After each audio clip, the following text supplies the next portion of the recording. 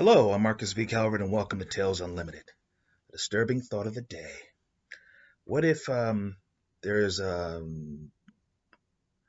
mystical revival around the 2000s and magic kind of goes off the rails? I mean, there were guardians and shepherds and stewards, even amongst the bad guys, who kept things in check until the millennium. Then they got assassinated. A bunch of them were killed, and magic's kind of gone off the rails. People are doing all types of twisted stuff because they thought, okay, the world's going to end, and it didn't. I mean, it's 2021 now, um, but folks kind of getting a clue that magic exists, even though folks are going trying to bury it, and there are new people who are trying to keep the secret, but they've pissed off so many people. So many people are dead that, well, this secret society of rather wealthy gadget makers just decided to pool their resources and come up with an ultimate solution.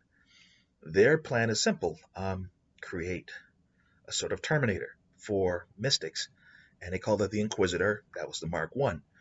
Um, Flying robot, little drone, guns coated with something that would kill just about anything mystical. And now we're up to the Inquisitor Mark 9. The Mark 9 is a fully sentient combat drone. You could just drop this bad boy anywhere, and it will lay waste. It will fire its guns dry. About 9, 10 feet tall, about quarter ton, just loaded with bullets, flamethrowers, mini grenades, you name it.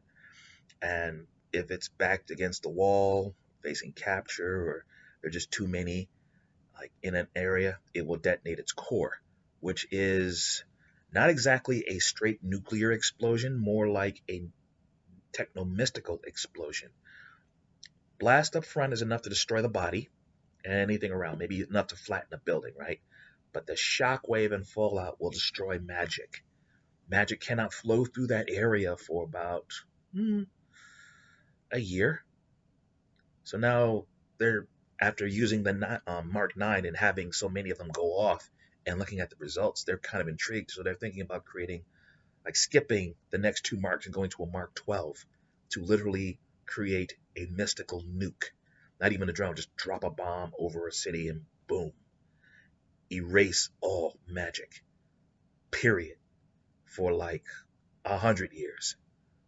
It requires certain ingredients, and they're out to get them, and they probably should be stopped if you don't want magic to end. That's my disturbing thought of the day. I dig it. That one's worth writing out. All right, I'm Marcus V. Calvert. This is Tales Unlimited. Please check out talesunlimited.net for the podcast and the book links. Um, Podcasts are the Battery Daily Prompt and Disturbing Thought of the Day. This will be, I think, number 99 for both. So this, and then tomorrow, and then that's it for these two. I'm going to start a third one called Creative Paralysis. That'll be the new ongoing podcast. I'm just going to do one, and it's going to be about my method, but we'll get there. These two, though, you can still check them out. You can go all the way back to number one. They'll still be out there on YouTube. No worries. All right. Also on telesunlimited.net, also on the website. I'm sorry. The podcast will also be on the website and on YouTube. I'll leave them both there. But that's where all the podcasts are originally made, YouTube, and I save them on the website. So one way or another, they'll be around. Now, what else is on the website? Current titles. That's basically the 11 books so far that I've released, working on the 12th one now.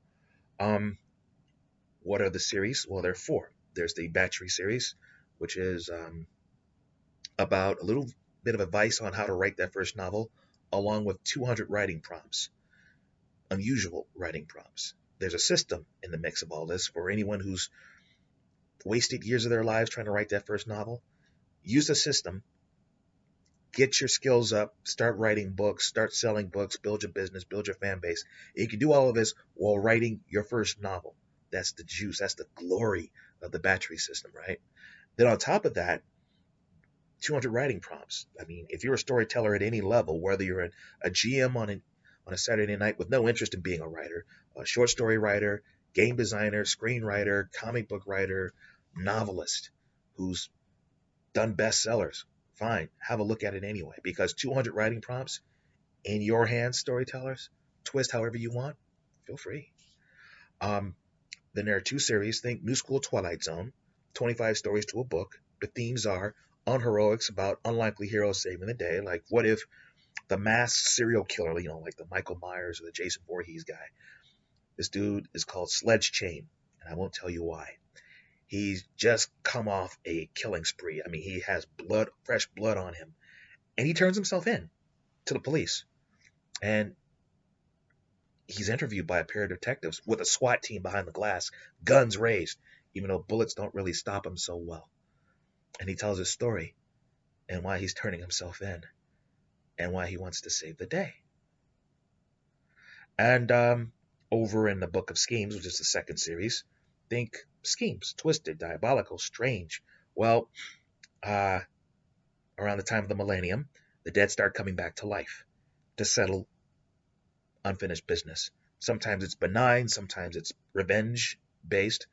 But in this case, there's this town in West Virginia. There's a cemetery in West Virginia where this gal comes out of the ground, and the sheriff happened to be like head over heels for her. And the body is being controlled by a number of ghosts. And he's trying to figure out what they're up to. What are they after before they go after it? Because most times they rise to settle a score. It's not about anything benign. How's it end? And then fourth series, iVillain. Think Sin City with superpowers. There are, let's say, thousands of heroes throughout the world. Then there's this thing called Clean Sweep where they all get wiped out pretty much. Over 99% of all heroes dead. And the guy who helped, his name is Benjamin Clyde, Gentleman Fixer. What's his deal? Well, he has the best mercs money can buy, elite specialists, experts in their field, super villains, mercs, soldiers, you name it. Ex-soldiers, I should say. And he had the best Legion of Doom in the world, so to speak. And all sides of the law used him until one night he's forced to fire everybody on his payroll, give up all of his cash, all of his assets, and fight crime because of something he did. And if he didn't, he'd been killed on the spot. So he's making amends. And they think that making him fight crime in the mean streets of Pillar City will get him killed in a week. Instead, he not only fights crime, he actually starts a crime fighting business because he saved the world a few times and there's money in it. Because if you're a Bond villain, for example, or someone trying to take over or destroy the world, guess what? You have cash and he's going to kill you and take it if there's anything left after the shooting stops. All right. Those are my series. Those are also on TalesUnlimited.net. I'm Marcus V. Calvert. See you tomorrow.